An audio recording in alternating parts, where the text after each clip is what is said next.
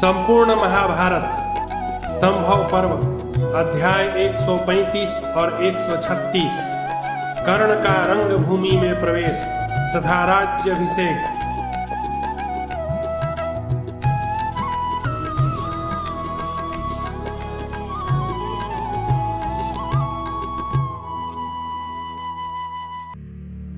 भीमसेन के द्वारा कर्ण का तिरस्कार और दुर्योधन द्वारा उसका सम्मान।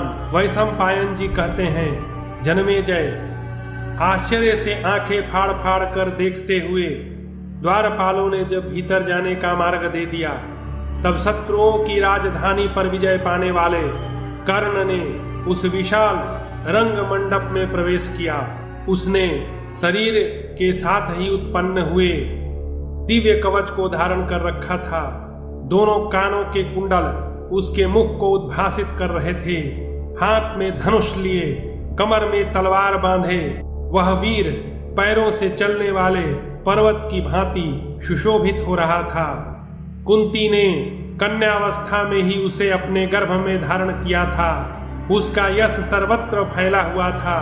उसके दोनों नेत्र बड़े बड़े थे।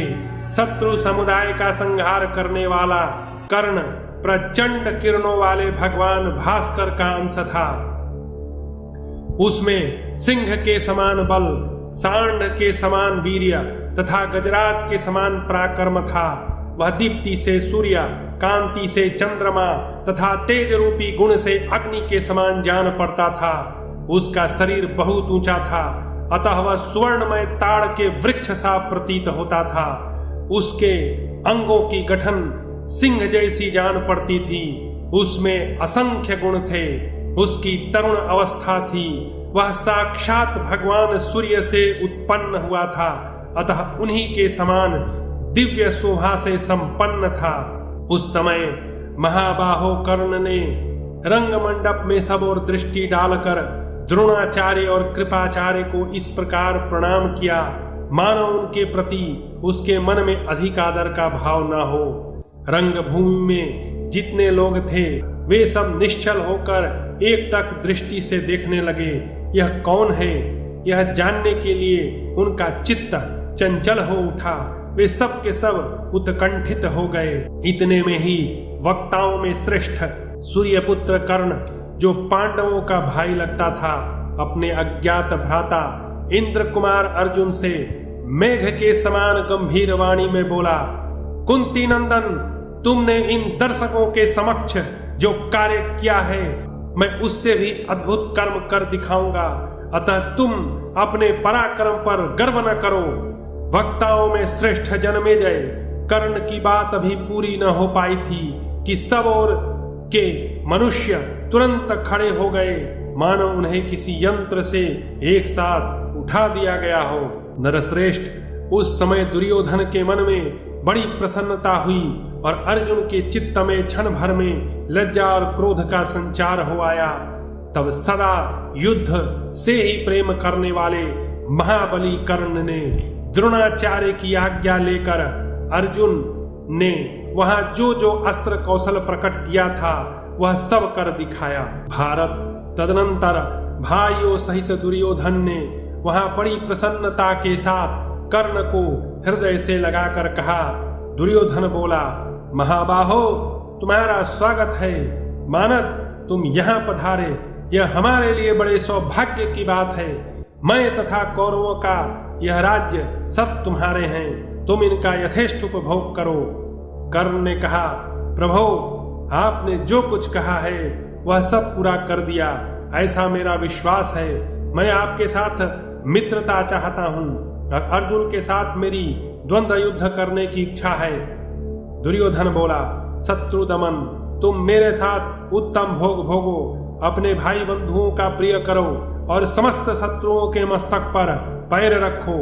वैशंपायन जी कहते हैं, जन्मेजय, उस समय अर्जुन ने अपने आप को कर्ण द्वारा तिरस्कृत सा मानकर दुर्योधन आदि 100 भाइयों के बीच में अविचल से खड़े हुए कर्ण को संबोधित करके कहा। अर्जुन बोले, कर्ण, बिना बुलाए आने वालों और बिना बुलाए बोलने वालों को जो निंदनीय लोक प्राप्त होता है, मेरे द्वारा मारे जाने पर तुम उन्हीं लोकों में जाओगे। कर्ण ने कहा, अर्जुन, यह रंग मंडप तो सबके लिए साधारण है, इसमें तुम्हारा क्या लगा है? जो बल और पराक्रम में श्रेष्ठ होते हैं वे ही राजा कहलाने योग्य हैं। धर्म भी बल का ही अनुसरण करता है। भारत, आक्षेप करना तो दुर्बलों का प्रयास है, इससे क्या लाभ है? साहस हो तो बाणों से बातचीत करो। मैं आज तुम्हारे गुरु के सामने ही बाणों द्वारा तुम्हारा सिर धड़ से अलग किए देता हूँ। वैशंपायन जी कहते हैं, राजन, तदनंतर शत्रुओं के नगर को जीतने वाले कुंती नंदन अर्जुन आचार्य द्रोण की आज्ञा ले तुरंत अपने भाइयों से गले मिलकर युद्ध के लिए कर्ण की ओर बढ़े। तब भाइयों सहित दुर्योधन ने भी धनुष बाण ले युद्ध के लिए खड़े हुए कर्ण का आलिंगन किया। उस समय बक पंक्तियों के व्याज से हास्य की छटा बिखेरने वाले बादलों ने बिजली की चमक, गड़गड़ाहट और इंद्रधनुष के समान समूचे आकाश को ढक लिया। तत्पश्चात अर्जुन के प्रति स्नेह होने के कारण इंद्र को रंगभूमि का अवलोकन करते देख भगवान सूर्य ने भी अपने समीप के बादलों को छिन्न भिन्न कर दिया। तब अर्जुन मेघ की छाया में छिपे हुए दिखाई देने लगे और कर्ण भी सूर्य की प्रभा से प्रकाशित दिखने लगा। धृतराष्ट्र के पुत्र जिस ओर कर्ण था उसी ओर खड़े हुए तथा द्रोणाचार्य, कृपाचार्य और भीष्म जिधर अर्जुन थे उस ओर खड़े थे। रंगभूमि के पुरुषों और स्त्रियों में भी कर्ण और अर्जुन को लेकर दो दल हो गए। कुंती भोज कुमारी कुंती देवी वास्तविक रहस्य को जानती थी कि ये दोनों मेरे ही पुत्र हैं, अतः चिंता के कारण उन्हें मूर्छा आ गई। उन्हें इस प्रकार मूर्छा में पड़ी हुई देख सब धर्मों के ज्ञाता विदुर जी ने दासियों द्वारा चंदन मिश्रित जल छिड़कवा कर होश में लाने की चेष्टा की। इससे कुंती को होश तो आ गया, किंतु अपने दोनों पुत्रों को युद्ध के लिए कवच धारण किए देख वे बहुत घबरा गई। उन्हें रोकने का कोई उपाय उनके ध्यान में नहीं आया। उन दोनों को विशाल धनुष उठाए देख द्वंद्व युद्ध की नीति रीति में कुशल और समस्त धर्मों के ज्ञाता शरद्वान के पुत्र कृपाचार्य ने इस प्रकार कहा, कर्ण, ये कुंती देवी के सबसे छोटे पुत्र पांडुनंदन अर्जुन कुरुवंश के रत्न हैं, जो तुम्हारे साथ इंद्र युद्ध करेंगे। महाबाहो, इसी प्रकार तुम भी अपने माता पिता तथा कुल का परिचय दो और उन नरेश के नाम बताओ जिनका वंश तुमसे विभूषित हुआ है। इसे जान लेने के बाद यह निश्चय होगा कि अर्जुन तुम्हारे साथ युद्ध करेंगे या नहीं, क्योंकि राजकुमार नीच कुल और हीन आचार विचार वाले लोगों के साथ युद्ध नहीं करते। वैशंपायन जी कहते हैं, जन्मेजय, कृपाचार्य के यो कहने पर कर्ण का मुख लज्जा से नीचे झुक गया। जैसे वर्षा के पानी से भींग कर कमल मुरझा जाता है, उसी प्रकार कर्ण का मुंह म्लान हो गया। तब दुर्योधन ने कहा, आचार्य, शास्त्रीय सिद्धांत के अनुसार राजाओं की 3 योनियां हैं, उत्तम कुल में उत्तम पुरुष, सूरवीर तथा सेनापति। अतः सूरवीर होने के कारण कर्ण भी राजा ही है। यदि ये अर्जुन राजा से भिन्न पुरुष के साथ रणभूमि में लड़ना नहीं चाहते तो मैं कर्ण को इसी समय अंग देश के राज्य पर अभिषिक्त करता हूँ। वैशंपायन जी कहते हैं, राजन, तदनंतर दुर्योधन ने राजा धृतराष्ट्र और गंगानंदन भीष्म की आज्ञा ले ब्राह्मणों द्वारा अभिषेक सामान मंगवाया। फिर उसी समय महाबली एवं महारथी कर्ण को सोने के सिंहासन पर बिठाकर मंत्रवेत्ता ब्राह्मणों ने लावा और फूलों से युक्त स्वर्णमय कलशों के जल से अंग देश के राज्य पर अभिषिक्त किया। तब मुकुटहार, केयूर, कंगन, अंगद, राजोचित चिन्ह तथा अन्य शुभ आभूषणों से विभूषित हो वह छत्र चवर तथा जय जयकार के साथ राजश्री से सुशोभित होने लगा। फिर ब्राह्मणों से समादृत हो राजा कर्ण ने उन्हें असीम धन प्रदान किया। राजन, उस समय उसने कुरुश्रेष्ठा दुर्योधन से कहा, नृपति शिरोमणे, आपने मुझे जो यह राज्य प्रदान किया है इसके अनुरूप मैं आपको क्या भेंट दूं? बताइए, आप जैसा कहेंगे वैसा ही करूंगा। यह सुनकर दुर्योधन ने कहा, अंगराज, मैं तुम्हारे साथ ऐसी मित्रता चाहता हूँ जिसका कभी अंत न हो। उसके यों कहने पर कर्ण ने तथास्तु कहकर उसके साथ मैत्री कर ली। फिर वे दोनों बड़े हर्ष से एक दूसरे को हृदय से लगाकर आनंद मग्न हो गए। वैशंपायन जी कहते हैं, जन्मेजय, तदनंतर लाठी ही जिसका सहारा था वह अधिरथ कर्ण को पुकारता हुआ सा कांपता कांपता रंगभूमि में आया। उसकी चादर खिसक कर गिर पड़ी थी और वह पसीने से लथपथ हो रहा था। पिता के गौरव से बंधा हुआ कर्ण अधिरथ को देखते ही धनुष त्याग कर सिंहासन के नीचे उतर आया। उसका मस्तक अभिषेक के जल से भींगा हुआ था। उसी दशा में उसने अधिरथ के चरणों में सिर रखकर प्रणाम किया। अधिरथ ने अपने दोनों पैरों को कपड़े के छोर से छिपा लिया और बेटा बेटा पुकारते हुए अपने को कृतार्थ समझा।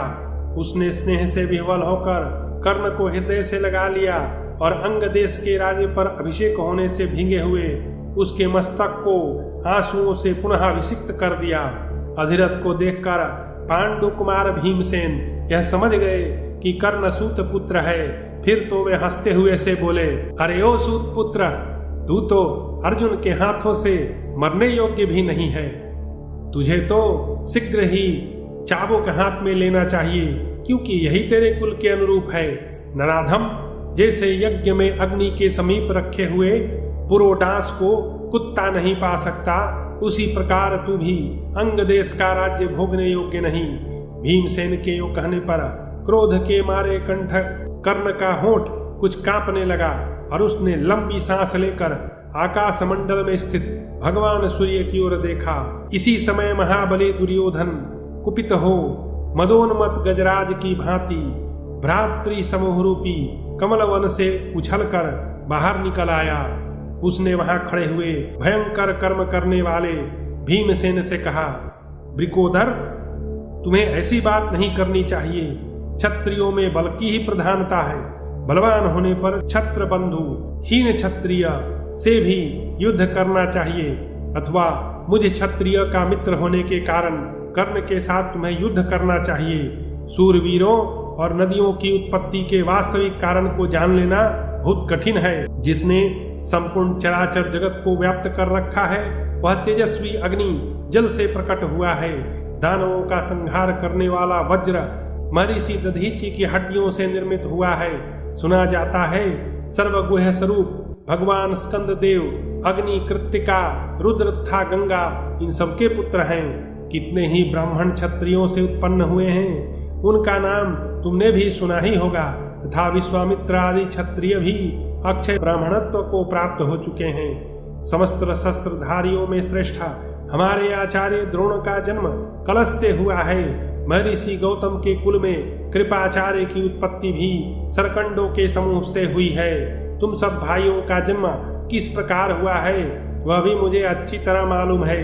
समस्त शुभ लक्षणों से सुशोभित तथा कुंडल और कवच के साथ उत्पन्न हुआ सूर्य के समान तेजस्वी कर्ण किसी सूत जाति की स्त्री का पुत्र कैसे हो सकता है? क्या कोई हिरनी अपने पेट से बाघ पैदा कर सकती है? इस सूर्य सदृश तेजस्वी वीर को, जो इस प्रकार क्षत्रियोचित गुणों से संपन्न तथा समरांगण को सुशोभित करने वाला है, कोई सूत जाति का मनुष्य कैसे उत्पन्न कर सकता है? राजा कर्ण अपने इस बाहुबल से तथा मुझ जैसे आज्ञापालक मित्र की सहायता से अंग देश का ही नहीं समूची पृथ्वी का राज्य पाने का अधिकारी है। जिस मनुष्य से मेरा यह बर्ताव नहीं सहा जाता हो वह रथ पर चढ़कर पैरों से अपने धनुष को नवावे, हमारे साथ युद्ध के लिए तैयार हो जाए। यह सुनकर समूचे रंग मंडप में दुर्योधन को मिलने वाले साधुवाद के साथ ही युद्ध की संभावना से महान हाहाकार मच गया। इतने में ही सूर्यदेव अस्ताचल को चले गए। तब दुर्योधन कर्ण के हाथ की अंगुलियां पकड़कर मशाल की रोशनी करा उस रंग भूमि से बाहर निकल गया। राजन, समस्त पांडव भी द्रोण, कृपाचार्य और भीष्म जी के साथ अपने अपने निवास स्थान को चल दिए। भारत उस समय दर्शकों में से कोई अर्जुन की, कोई कर्ण की, कोई दुर्योधन की प्रशंसा करते हुए चले गए। दिव्य लक्षणों से लक्षित अपने पुत्र अंगराज कर्ण को पहचान कर कुंती के मन में बड़ी प्रसन्नता हुई, किंतु वह दूसरों पर प्रकट न हुई। जन्मेजय उस समय कर्ण को मित्र के रूप में पाकर दुर्योधन का भी अर्जुन से होने वाला भय शीघ्र दूर हो गया। वीरवर कर्ण ने शस्त्रों के अभ्यास में बड़ा परिश्रम किया था। वह भी दुर्योधन के साथ परम स्नेह और सांत्वनापूर्ण बातें करने लगा। उस समय युधिष्ठिर को भी यह विश्वास हो गया कि इस पृथ्वी पर कर्ण के समान धनुर्धर कोई नहीं है। इस प्रकार श्री महाभारत आदि पर्व के अंतर्गत संभव पर्व में कर्ण द्वारा अर्जुन को ललकारना और अस्त्र कौशल दर्शन विषयक 135 और 136वां अध्याय पूरा हुआ।